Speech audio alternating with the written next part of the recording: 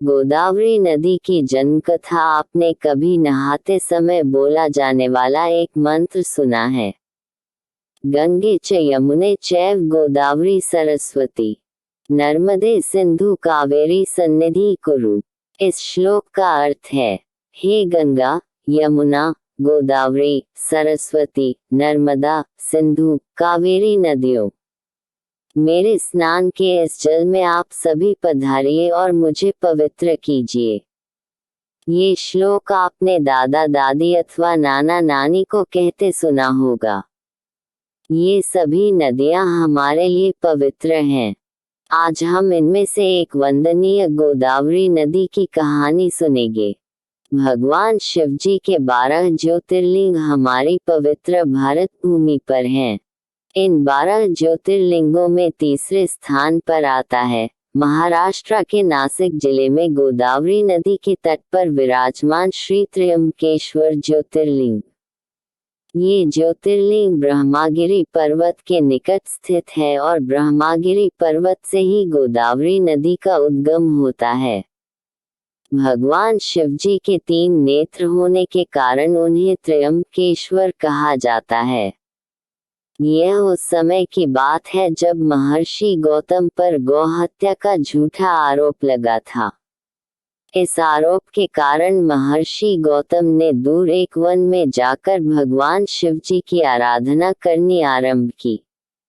महर्षि गौतम का निश्चय इतना दृढ़ था कि उन्होंने धूप, गर्मी, ठंड, बारिश एवं जंगली जीवों का भय न रखते हुए अपनी तपस्या जारी रखी। उन्होंने बड़ा कठोर तप किया। उनकी भक्ति और कठोर तपस्या के कारण वन का वह भाग जिसे उन्होंने अपनी तपोभूमि बनाया था वहां दिव्य तेज उत्पन्न हो गया। उनकी भक्ति से प्रसन्न होकर भगवान शिवजी ने उन्हें दर्शन दिए और मनोवांछित वर मांगने को कहा।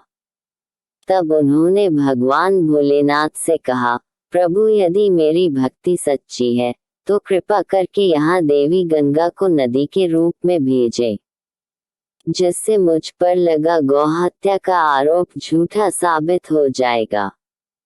तब भगवान शिवजी ने कहा, हे ऋषि गौतम, देवी गंगा पहले से ही धरती पर विराजमान है और उन्हें वहां से यहाँ स्थानांतरित नहीं किया जा सकता, परंतु देवी गंगा के स्थान पर देवी गोदावरी यहाँ नदी के रूप में स्वयं विराजमान रहेंगी और उनकी उत्पत्ति ब्रह्मागिरि पर्वत से होगी।